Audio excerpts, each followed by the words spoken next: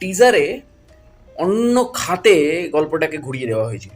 কোথাও মনে হচ্ছিল যেন ইব্রাহিম আলীর চরিত্রটা আহ, কোথাও একটা মনে হয়েছিল যে নেগেটিভ শেডস এবং পৃথ্বীরাজ সুকুমারন কিন্তু এখানে পজিটিভ শেডস। কিন্তু আমরা যখন ট্রেলার দেখতে পাচ্ছি তখন আমরা ট্রেলারে দেখতে পাচ্ছি গল্প তো পুরো মিশন কাশ্মীর। মিশন কাশ্মীর মনে আছে আপনাদের? মিশন কাশ্মীর 2001 সালের বিখ্যাত ছবি, যেখানে ঋত্বিক রোশন এবং সঞ্জয় দত্ত একসাথে প্রথমবার এসেছিল এবং ঋত্বিক রোশন এখানে সঞ্জয় দত্তের ছেলে হয়েছিল।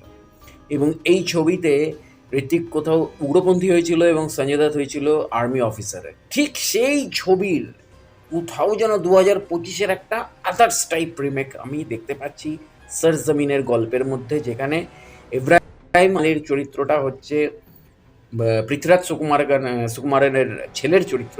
পৃথ্বীরাজ সুকুমারন একজন আর্মি অফিসার, এই লেভেলের আর্মি অফিসার যে তার নেশনের কাছে সে তার ছেলের বলিও দিয়ে দিতে পারে, এরকম এই লেভেলের আর্মি অফিসার, মানে এই লেভেলের প্যাট্রিয়টিক সে। কাজের চরিত্রটাও একজন আবেগী মা পৃথ্বীরাজ সুকুমারনের ওয়াইফের রোল করছে এবং ইব্রাহিম আলীর মায়ের রোল করছে এখানে। তো এক্স্যাক্টলি কোথাও আমার মনে হয় ইব্রাহিমের জীবনের প্রথম কাজ হওয়া উচিত ছিল এই ছবিটা, কিন্তু ঠিক আছে, চলো সেকেন্ড কাজ হিসেবেও ঠিক আছে। কিন্তু ইব্রাহিম এবার একটা পারফরমেন্স করছে, কেননা মনে রাখতে হবে তার বাপের নাম হচ্ছে সাইফ আলী খান। তো ইব্রাহিমের এইবার যে পারফরমেন্স দুর্ধর্ষ আমার লাগলো ট্রেলারে। সাথে সাথে পৃথ্বীরাজ সুকুমারন যেহেতু একজন বড় মাপের অভিনেতা, বড় মাপের সুপারস্টার। কাজল ছেড়ে দিন, কাজল তো একটা কি বলবো, একটা লেজেন্ডারি জায়গায় চলে গেছে আমাদের কাছে, মানে 90s কিডদের কাছে। তো সেই জায়গা থেকে দাঁড়িয়ে গল্পটা দেখতে গিয়ে, ট্রেলার দেখতে গিয়ে আমি দেখছি এ তো মিশন কাশ্মীরের ছোঁয়া ছোঁয়া লাগছে, কেমন একটা মিশন কাশ্মীর মিশন কাশ্মীর মনে হচ্ছে।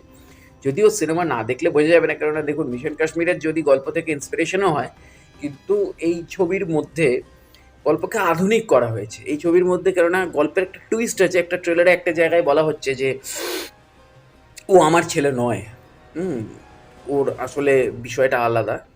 এ কার ছেলে, ইব্রাহিম আলী কার ছেলে? তো এক্স্যাক্টলি গল্পে গিয়ে হয়তো আমরা এই টুইস্টটা জানতে পারবো, সিনেমাটা না দেখলে আমরা হয়তো বলতে পারবো না।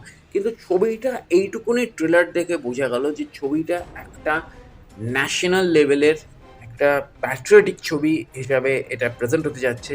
এবং ছবিটার শেষের দিকে কোথাও বাবা আর ছেলের একটা ফেস অফ হচ্ছে এবং ছবিটার মধ্যে যথেষ্ট একটা মিস্ট্রিয়াস জায়গা রয়েছে।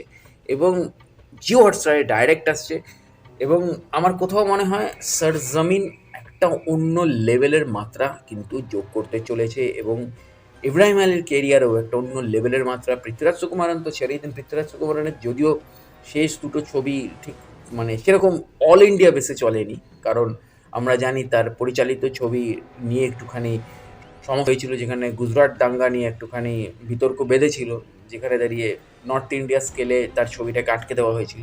তো এইবারে তার একটা রেকটিফিকেশনের জায়গা এসছে।